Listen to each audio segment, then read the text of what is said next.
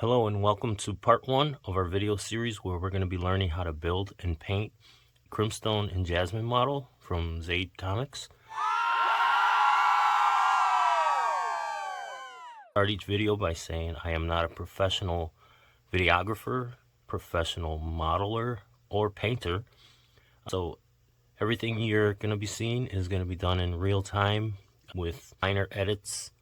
So the things I'm going to be messing up or learning, you're going to be probably doing the same things, but we'll get through it. So this first video is going to be an introduction to things that you're going to be needing. We'll break it down into 2 parts.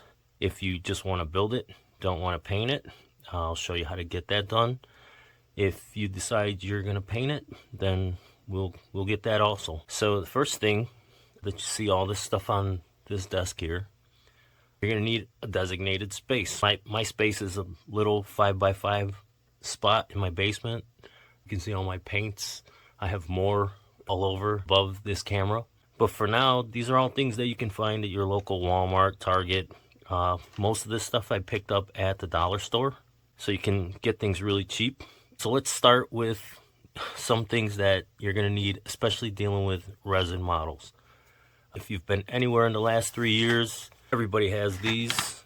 You're going to have a mask, probably gloves, some alcohol. You can use denatured. This is just 70%. They make it up to 99%. 100% is very rare. But you'll need some of this. This is cheap. And yourself a little container. This is so you can put your alcohol in. You need an old toothbrush, which is not shown here. You'll be able to clean your resin, which we'll do in the next video, which is going to be prepping your resin model. I have my alcohol stored with something that this right here you can use, but you're going to have to dump the alcohol back into your container when you're done. You don't want it spilling on anything, especially in an outlet where you can cause a fire. Napkins, something you're going to need. We'll show you what for. Super glue.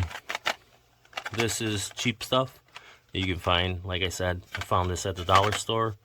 This gel, if you've never used crazy glue before, the gel is probably going to be better for you. It's more controllable. You might have to hold it a little less also, so your work time is less, but you'll get the same bond pretty much. And for what we're going to be doing, you're not going to be moving it around. It's not a war game.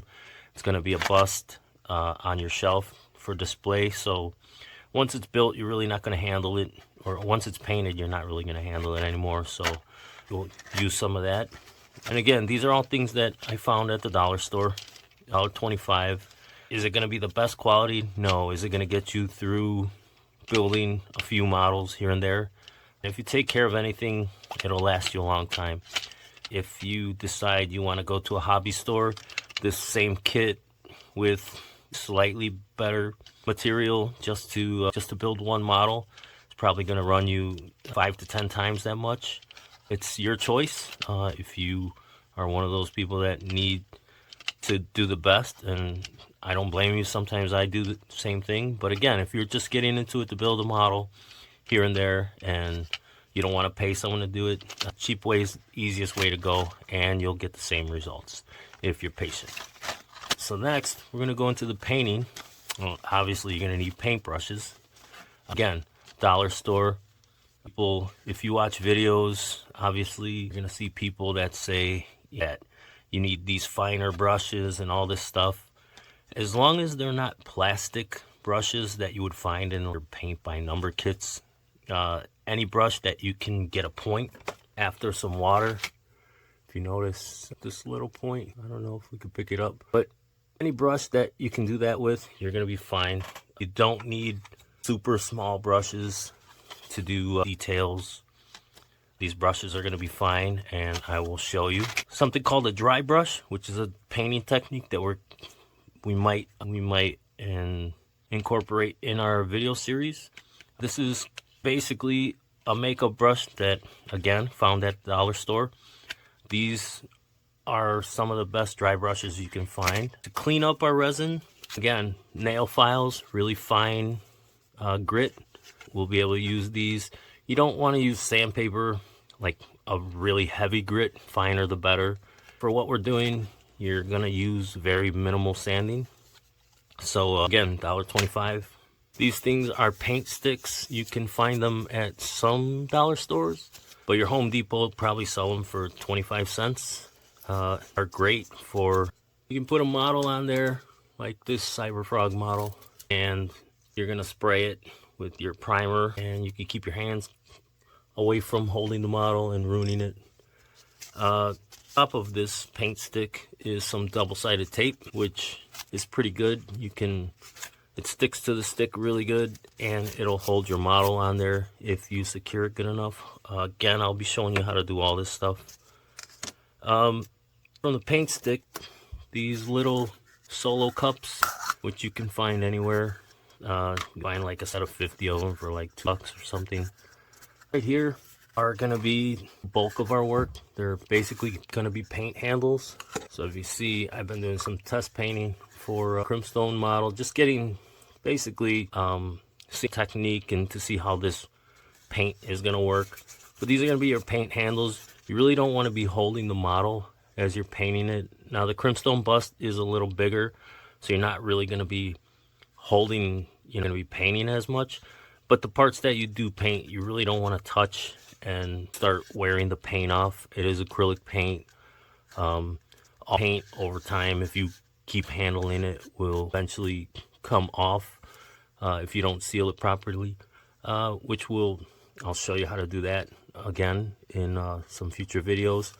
But these make some really nice paint handles. Now you might be asking, what is holding that paint hand or that model on the paint handle? And that is another thing you can find at the dollar store or anything, and that's poster tack.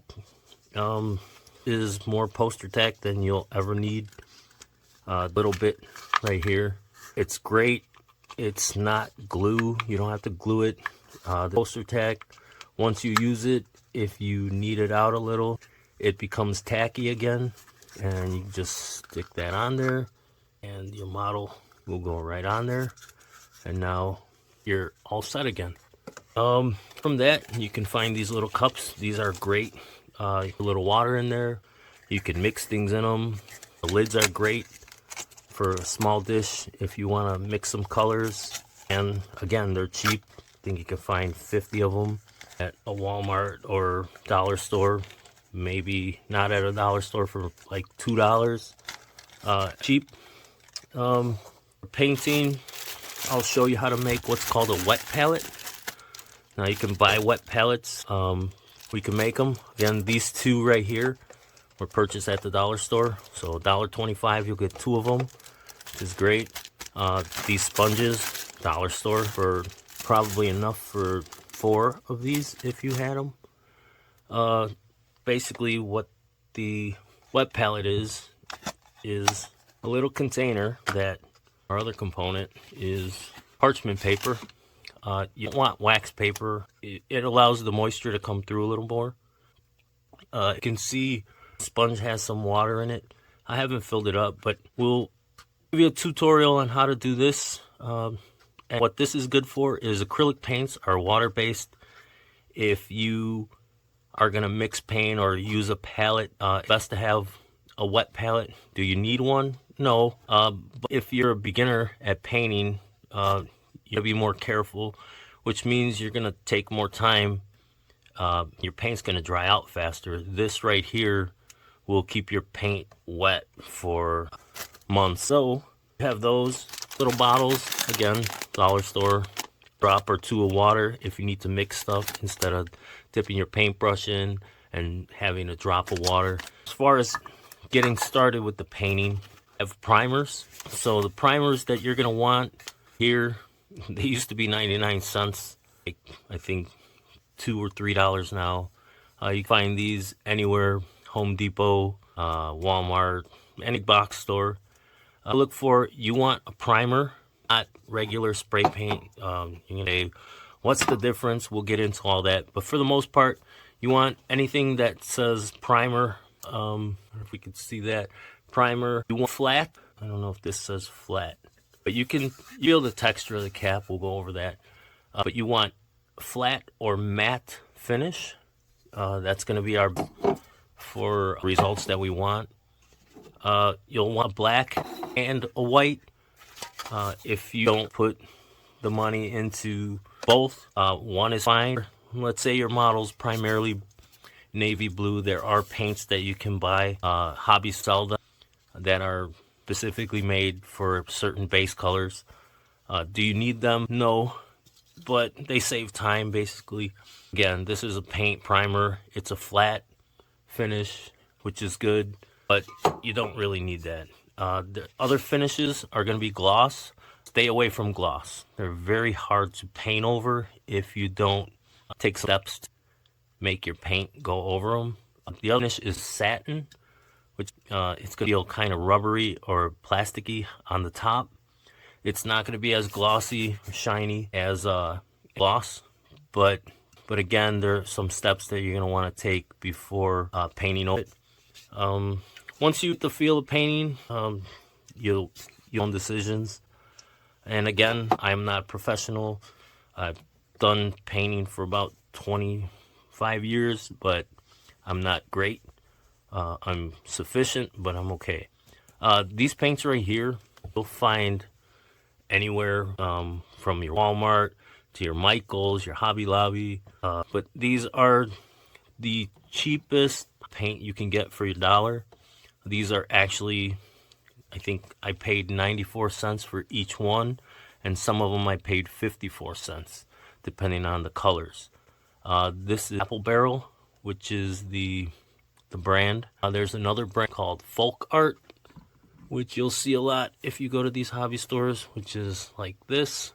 Again, they range in the same price. These are specifically made for models.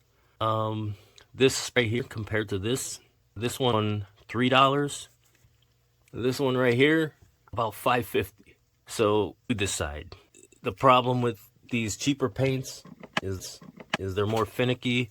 They do require more patience, but you can get a good result with them, and I'm going to show you that that's true. So with our next video, with part 2 of the video, we're going to prep it for priming, and we'll show you how to clean up any supports that are left on the model. And as always, thanks for watching. We'll see you again with another video. Thank you. If you guys dug this video, go support us over at zaidcomics.com. You can buy all of our books, sign up for our newsletter, and get your very own Crimstone statue resin kit yourself. The link is in the description below.